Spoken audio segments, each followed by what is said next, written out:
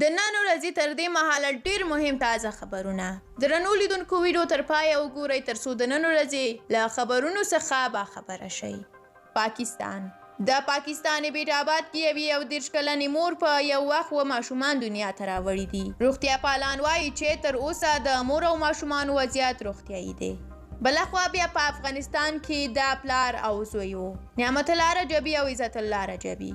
زوی یې عزت الله رجبي کندوز او پلار یې نعمت الله رجبي کندهار کې د جومات دننه چاودنو کې ووژل شو. نعمت الله رجبي اصل د غزني ولایت و خو 30 کاله پخوا کندهار کې میشته وهډیوال و. همدا ډول د هغه زوی کندوز ولایت کې حیواني درملتون جوړ او هلته بوخت و. د پلار او زوی د مرګ ترمنځ یوه اونۍ واټن و. دواړه د جوماتونو دننه د جمیل منځ پر مهال چاودنو کې ووژل شول. طالبانو له ازبکستان سره د ترمز کابل پیښور پر ریل لارې خبرې کړې دي.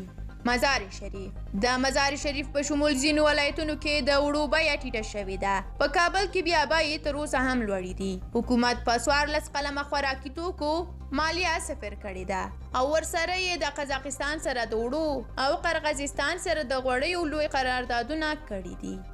جرمني د جرمني لومړی وزیر انګلا میرکل د ترکیې له ولسمشر رجب طیب اردوغان سره په لیدنه کې د افغان کډوالو په اړه خبرې کړې دي.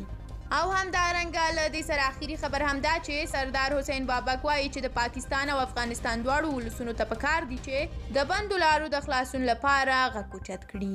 بیا په ورته مهال د افغانستان لپاره د پاکستان ځانګړي استازي صادقان په ټویټر پاڼه باندې دوه عکسونه خپاره کړي دي او ورسره لیکلي دي چې د افغانستان د میوو هیڅ موټر په انتظار کې نه دی درول شوی او د موټرونو د درول کېدو خبره یې پروپاګند بللې ده.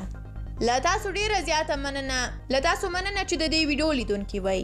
زموږ د نورو ویډیوګانو لپاره د یوټیوب چینل سبسکرایب تڼۍ کېکاږئ ترڅو زموږ له نورو ویډیوګانو هم خبر شئ. تر بیا مو الله مل شه. ښه وخت ولرئ.